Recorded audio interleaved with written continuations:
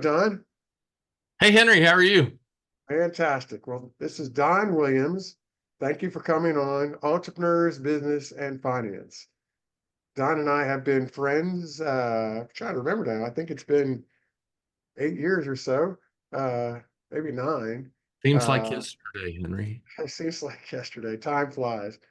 And we met originally through mutual friends in the Entrepreneurs Organization, where Don has been a leader, and I've also been a leader. And in fact, Don is doing keynote speaking, consulting. He's a published author. He's a repeat entrepreneur with he doesn't look that old, but he puts it on his LinkedIn, 38-year-old business, which he started very young. I was, I was And only seven. I was only seven, Henry. okay, there you go. And That's the only untruth I'll tell today. That's the only. and then Don Williams Global, which is performance-based sales consulting, and then the Proven Entrepreneur podcast. So Don is really helping a lot of people, and actually, he's also brought a lot of speakers in. He actually, through EO, hired me to come and a speaking engagement back when I was speaking, but I kind of rounded that out, went on to other things, and he's expanded it. Way beyond anything I ever did. Um, so why don't we go back to uh, amazing accomplishments, amazing success, enjoying life. I see your posts. You're traveling all around the world, literally, consulting, helping businesses. And is consulting the way you would describe it? Because I know there's some unique features about the way you help business owners and businesses. Yeah, I probably would describe it as helping, but that doesn't sound very sophisticated. So if I put my sophisticated hat on, I would say I'm a consultant. I basically help people ring the cash register, make more money, and I don't really care what what product or service they sell. I can help them sell more of it easier and faster, without a doubt. And we'll put my money behind my mouth. I'll bet with them. If they're reluctant. So I don't think I don't think people have relationships with companies, and I know companies don't have relationships with companies. People in companies have relationships with people in companies, or if it's business to consumer, just the people. And so, kind of my superpower would be words. I I speak and I write and I podcast, and so I love words. And every once in a while I say something really, really smart. Not all the time, but every once in a while. And um and then on the entrepreneur side, after 38 years in a bunch of different companies, I can help in a lot of ways, but I prefer just to help on the cash register side. And if a client needs more help, I'll bring in somebody who wants to specialize in whatever they need, setting up a new fund or whatever they're doing. It's not that I can't, it's just it's more fun to ring the cash register. Well, I know that you're good at that. Um, why don't, if you'll indulge the audience with, when you were a kid, were you entrepreneurial? Were you hustling around, or was it something where all of a sudden it clicked and you had a precipitating event? Because you've been entrepreneur a large portion of your life. I had been, and so my father was an engineer, and my mother was, well, he was originally a United States Marine for the first 13 years of my life, and then he was an engineer.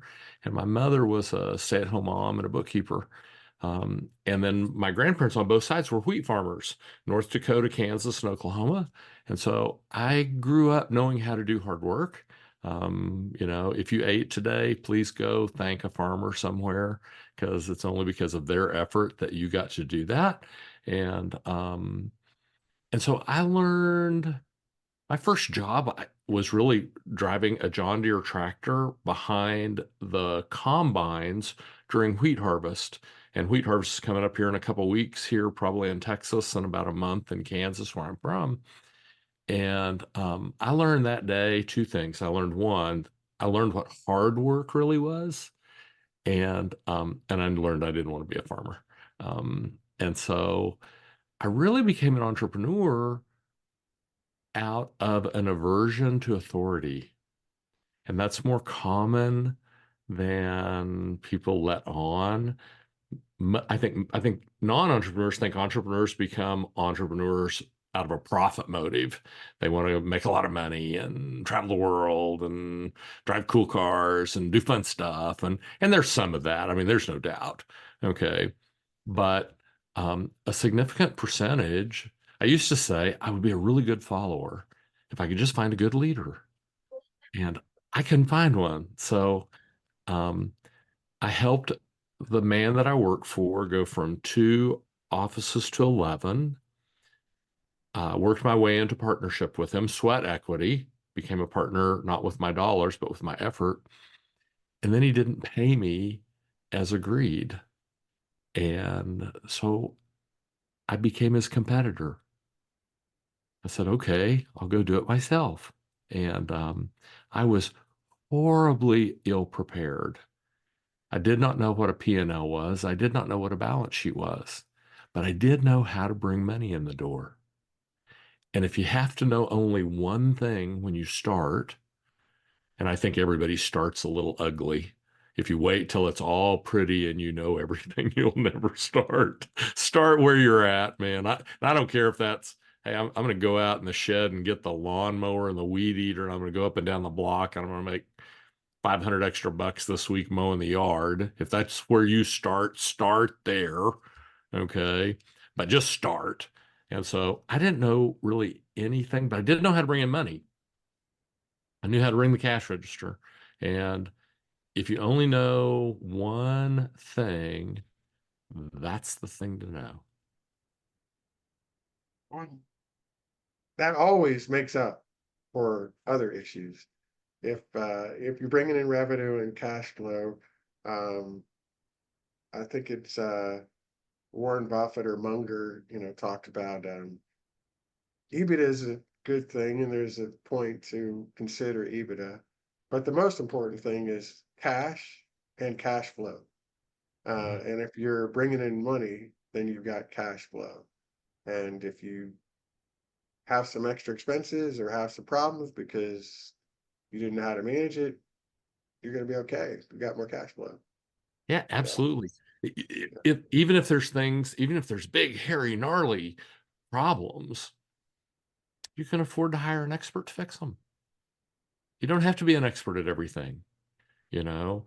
And so, then the wonderful thing about sales and a lot of people who work on the sales engineering side, they're really systematic and really formulaic. And I don't take anything away from that. My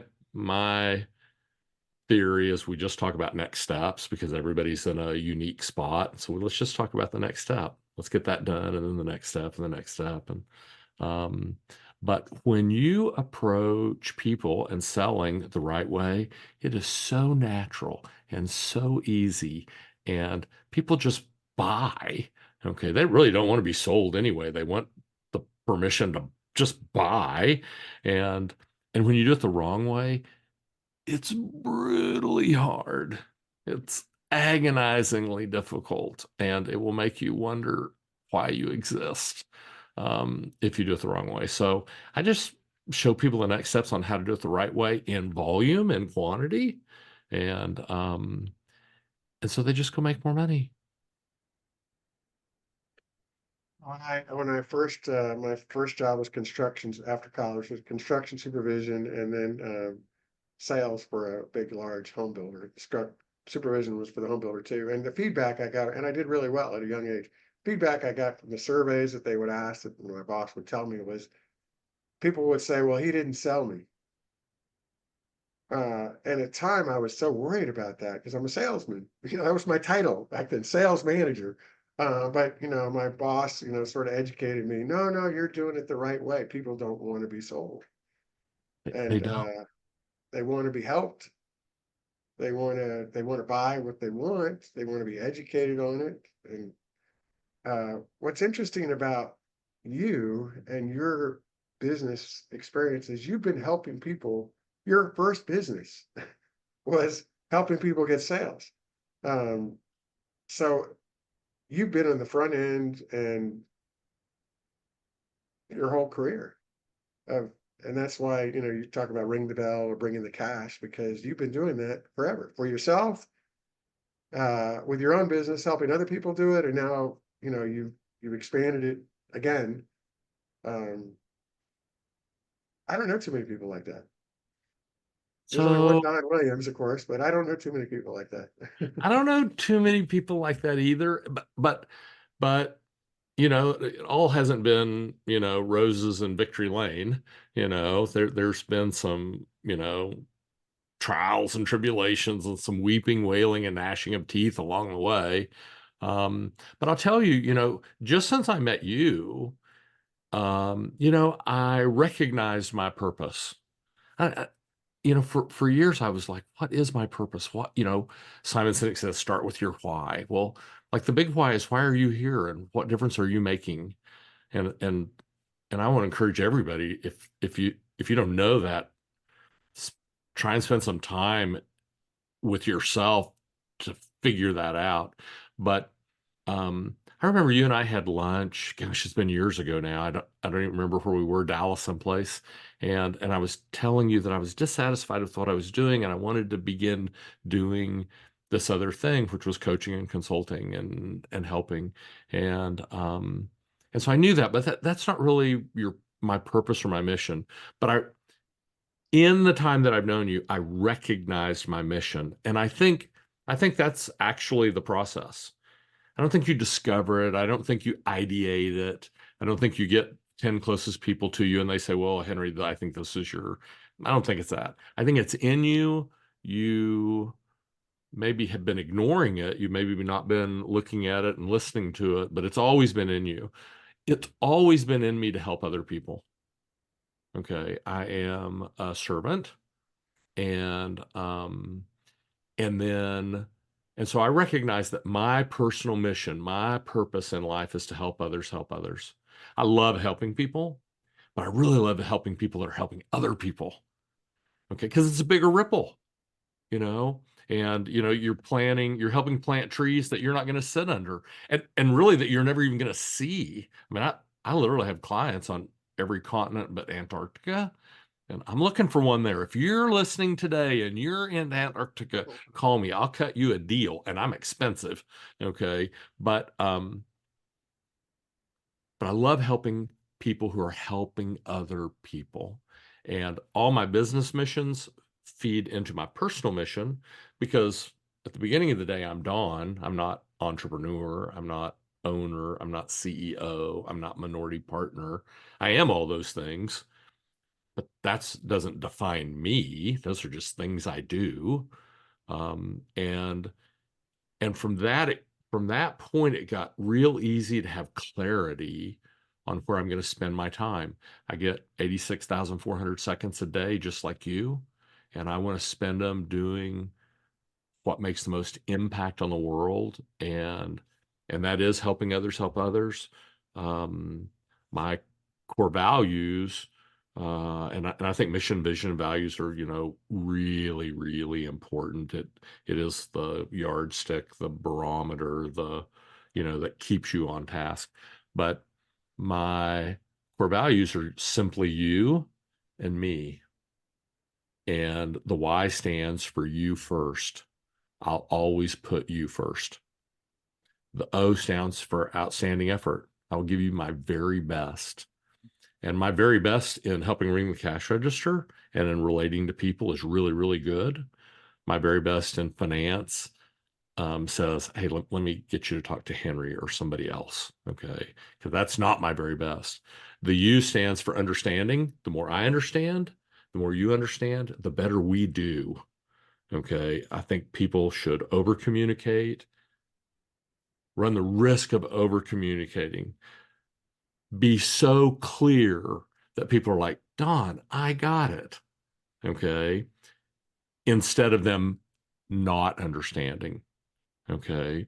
And then as we go to me, the M stands for mission oriented. If we don't have a mission, if we don't have a goal, I cannot play. Okay. I cannot work in a vacuum. And the E stands for enthusiasm, which, we're here in Dallas Fort Worth. There used to be a Ford dealer. Well, the Ford dealer's still there, but they used to have a character, Joe Greed, was the on television character for Westway Ford. And he wore a white sequin suit, white sequin cowboy hat, and big green sequin glasses. And many times, and he was loud and obnoxious. Um, his character was loud and obnoxious. And people kind of equate that with enthusiasm, but that is not what enthusiasm means.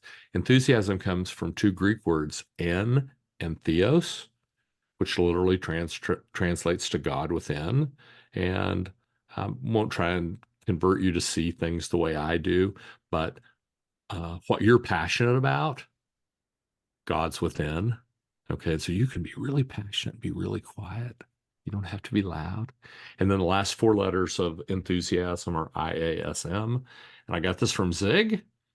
Give him attribution. I am soul myself. And if you want to influence people to act, you got to be sold. So, um, 38 years, there has been some dark days and there's been some shining months and years. And there's been some dark months and years. It's a anybody, if you're outside looking at entrepreneurship and you think it's all roses and victory lane, it's not. And I remember now, as you're talking about the lunches we had, it was 2016 because you started Don Williams Global in 2017, and we were both in a period of our life where we were looking to do something new and something different, and uh, searching, if you will, ourselves, talking openly about what we wanted. And you'd had your company so long, and it was helping people, but you were looking to do more, as I recall, and really catch a person. And then you started the speaking, and then you started the writing, and then I don't know. And then I think you launched Don Williams Global after that. I don't recall exactly, but and there are those turning points. There's pivotal moments. I remember one of mine when I stopped home building. I loved custom home building. It was my first business. Loved building the dream customers. Learned a bit as I got an EO that I got concerned about some things, personal guarantees, risks, and sure enough, a lot of my friends, fellow builders, went bankrupt later. So for me, that was a good choice to move on to something else. But I remember I lost the love, and the day I knew it was I was talking to a lady with the painter and the decorator about what color taupe on the wall. They used to be very into helping people. And I looked up and I thought, I don't give a darn what color taupe it is. And I thought, you know what? Then I need to move on because I need to care. I mean, I can have a bad day or be grumpy because I'm human, but and I remember you always cared about your business, but it was running itself. And it's, I mean, you still own it, but it still runs itself, I think. And yeah, the why. That is a great, I love that. Thank you for that. Yeah. Um, And I think, and I still love that business and I'm still love that they don't need me very much. And, in the last 3 weeks, I've been in Singapore, Wichita, Charlotte. I got in from Baltimore at 2 a.m. this morning. We had bad weather in Dallas. And so I had the pleasure of spending 8 hours in the Baltimore airport. You ever been to BWI? I know you have. You're kind of from that area. I have, yeah, Yeah. yeah. I It's wouldn't not. recommend 8 hours. It's not Doha. It's not Dubai. It's not that kind of airport. But I'm thrilled to be here. And then I leave, and then I have a trip a week for the next 6 weeks. And in my life, that goes in spurts. It's not always like I would not like it if it was always like that. But there'll be 10 or 12 weeks of out and back, sometimes a day. Sometime next week I'm gone 5 days. But and I love that part. But without the great people in my companies, I couldn't do that because I would have to be there wondering, did we do this right? Did we do that right? And um, I don't know where I got this. I should give credit, but I don't know. So, but anyhow, this is not original thought. This is from somebody else, and they were giving advice to startup entrepreneurs, so like founders. Okay. And the average founder in America is not well capitalized, not strategically sound. They're starting ugly. And again, if that's how you got to start ugly. You know, a junky start is better than no start. But this person's advice was, as you're building, as you're making your plans to build, don't build a job, build a company. And I thought, man, that's so great for a startup entrepreneur. Is you're going to do it, you're going to do it. You'll be the person unlocking the door. You'll be the person vacuuming the floor. You'll be the person, doing all of the menial things in the business to begin with. That's fine. Kind of everybody goes through some of that sometime. Just don't make that to be your plan. I'm going to do this until I can get somebody else to do this because I'm then going to go do that. And because if you build a job, you'll have a job. So I imagine that some of the work you do is, or maybe quite a bit, is confidential because you're being provided the information of the inner workings of companies. But leaving anything like that aside, would you like to share a success story or two about a company that you helped or a friend that you helped? Oh, I'd love to. So, Great. um, if I can, I'll share two. One, a solopreneur. Okay. And I don't think there's anything wrong with being a solopreneur. If you can have the life that you want, which includes the income and the freedom that goes along with that, don't let anybody tell you your lifestyle business makes you less of a business person or less of an entrepreneur. Okay. Success isn't the dollars. Success is, are you at peace? Are you happy? Are you content? Dollars help. Okay. But success is not defined by dollars. I mean, Howard Hughes on his deathbed was trying to make more money. That somehow doesn't seem, there's something disingenuous about being the wealthiest man in the world and literally being terminal, still trying to make money. It's like, surely there was something more important than that. But but I'll give you one solopreneur, uh, EOS implementer. So, which is a kind of business coach. Okay. And brilliant guy, came out of healthcare, genius. Um, and he had four clients when I met him, when he engaged me, and he was charging $4,000 a day for his service. And he would have like 5 days a year with a client. And my first question to him was, well, why aren't you charging $10,000 a day? And he said, well, that's not kind of how it's done. You start low and over a period of time you build. I was like, who invented that? And he said, well, that's kind of the system that I'm in. And I'm like, well, they're not sales guys because that makes no sense at all. That's ridiculous. I said, if what you do is valuable, it's worth 10 grand. And if it doesn't work, guess what? It's not worth the $4,000. So what difference does it make? If you deliver, you should charge. And if you can't deliver, you should find something you can. Okay. So I got a text from him. We built him to about 28 clients, and which is over service. He's a he's overachiever. And I got a text. I only see him about once a year now. We typically have lunch in December. And I got a text from him in July, and he said, I just did my 500th day. I'm in the top 7% of my colleagues worldwide. And I just signed my first $10,000 a day client. Well, money adds up a lot faster at 10,000 a day versus four. And the fact that he has a full dance card and has provided his service 500 days means that he's helping other people. And man, that's dead spot on mission for me to help him help them. And if you take it one step further, all of those business owners he's coaching are helping other people. And so the world would be a better place if everybody would just help somebody. I don't care if it's one person, help somebody. So that's one. It's Here's another terrific. one. different different extreme. So I think 2,100 employees. Okay, much larger, different kind of entrepreneur. Okay, not better, not worse, just different. Um, they have a division that handles they're B2C, but they have a division that handles B2B. And um, they came to me and they're like, we have this team and they do X number of dollars a year, and we want to know if we can do better than that.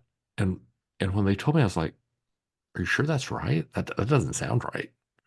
That sounds like really low for what I think you could do in the industry that you're in, with the market that you have, and the fact that you provide a really exceptional product or service." Okay. And even though you sell a product or service, I want to encourage you to look at it as you deliver an experience, because your customers and your prospects are judging you, yeah, on the product or service, but they're judging you far harsher on the experience that you deliver. And sometimes people are, it's like when I talk to my dog sometimes cocks its head and it's like, what is he saying? Sometimes when I share that with people, they cock their head and they're like, what's he saying? I'm like, trust me, they're judging you on the experience much more than on the product or service. Okay. And we'll talk about experiences in a minute if we can. So anyhow, I said, well, okay, so here's what I want to do. I want to talk with everybody who's involved in that division. Okay. And I want to have 4 meetings with them. And I'll do 4 hours, which an hour to me is like 45 minutes. And so merely with what I would say, stopping the stupid things that exist in your sales process that are actually sales prevention.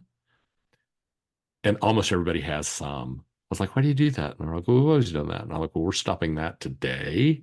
That's actually keeping people from buying. Okay. And then moving everything else towards best practice, you get better results. Okay. And so we doubled that division sales in a period of 8 weeks. No more leads, no Wow. more advertising, no more opportunities. Let's just do and be better, follow a better process to help people get what they want. Because that's really what they want. If I'm a buyer, I want, and you're my seller, I want what I want, when I want it, how I want it. And if you'll just give it to me, there'll be no closing. There'll be no arm wrestling. I won't even think about it.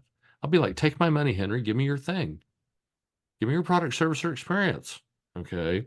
When you see it all from my point of view, everything changes.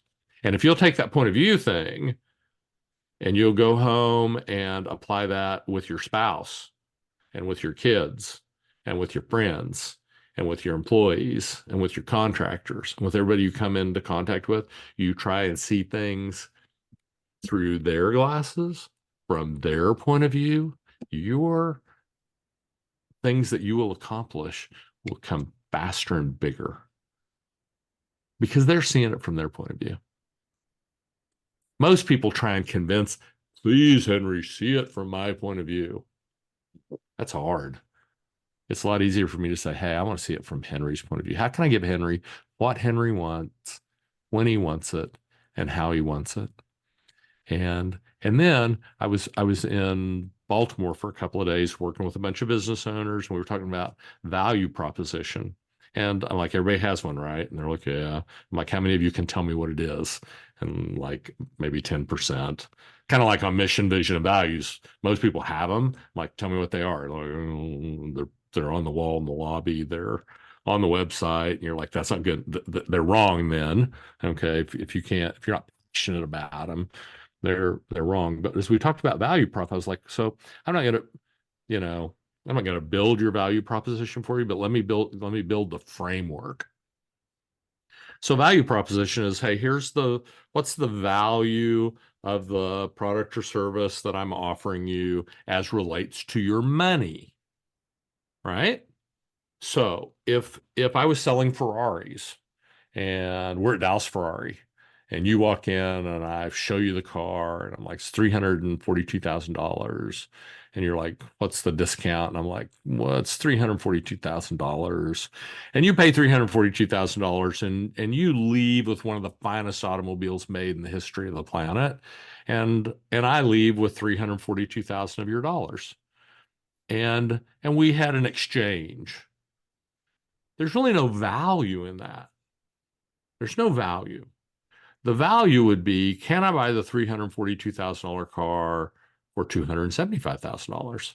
That difference, that delta between the 275 and the 342, that represents value. So here's how your value proposition ought to be positioned and articulated.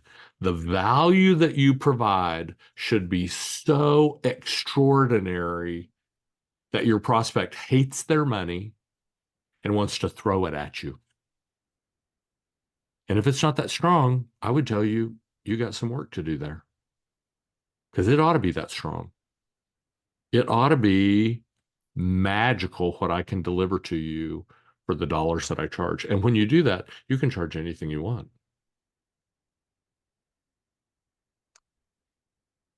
So you asked me a short question. I gave you a long answer. I'm sorry, Henry. A fantastic answer. No, it's uh, if you're gonna coach podcast hosts, you say get someone like Don Williams on the because he can answer questions before they're asked. So no, that's terrific. And what Thank you. really motivating and encouraging stories. And um, it's so great to see you enjoy what you do. And there's always something, right? You're stuck at the airport, but here you are, and you look great today, and you're on a podcast, and you're enjoying life. So and helping a lot of people and fulfilling your mission. Really, really great to have you here and to hear that. Well, Thank you. thank you so much. And I want to clarify, I'm not griping about the airport thing yesterday. I'm a person who lives my life in gratitude. And so I'm grateful that people want to fly me places and want to hear me talk and want me to help them. And, if you fly enough, you just know you're going to get, I probably have I have two things like that a year. I don't let it bug me, I was happy to get home, but I don't let stuff like that bother me. Well said, well said. Because the old expression, first world problems. Okay, I'm stuck at the airport, which is comfortable and can read, talk on the phone. There's food. It's people get can't be have gratitude enough. Hey, remember this. If you sleep in a bed tonight, about 60% of the people on this planet we call Earth are going to sleep on the ground today. And so if you sleep in a bed, if you ate, if you flipped a light switch and lights came on, if you had almost limitless clean water, you won the lottery. Because there's people that don't have that. And when you travel internationally, there's poverty in the US, and we're always going to have poverty. No government's going to be able to say, everybody, there's no poverty. That's not going to happen. It's a human thing. But if you look at poverty in less developed areas of the world, the poverty in the United States is a big step up. And so, if you were, and I have clients everywhere, thankfully, but if you were born in the developed world, you won the lottery. If you were educated, you won the lottery. Okay. And go help somebody else. I tell my clients, and I learned this in entrepreneurs organizations. Here's where I first started sharing it. I was like, when you build your strategy for what you want to accomplish as a chapter or as a region or the globe, whatever you're going to do there, run it through this filter. Is it good for my member? And so, like we were saying it for your company, is it good for my customer? And then, is it good for the organization? Is it good for my staff? Is it good for my company? Is it good for my vendors? And notice how I include vendors along with staff. I can't run my business without them. I want them to love me as much as I want my staff to love me. Is it good for the global organization and is it good for the world? And if you'll run your plans through that filter, they'll be accurate more often than they're not, and you'll make a difference. And it's good business to do good. It is good business to do good. Good business to do. That is a good one to end on. But I want to ask you if someone wants to reach out to you, uh, would they go straight to Don Williams Global and contact you through there? That You wants to can go to help? the Don Williams Global website. You could email me, don@donwilliamsglobal.com. That's my personal email. Okay. And I'll reach out to you. Might take a minute, but I will follow back up. For sure, because I see things from other people's perspective. And if they reach out, they want me to reach back. There you go. Yeah. Well, thank you for coming on today and for sharing your words of wisdom and just being a good guy. So, um, Henry, thank you so much. I'm so grateful to be a guest on your show. And as you know, I love you and your wife and can't wait to see you. back at you. See you soon. Thanks. Goodbye.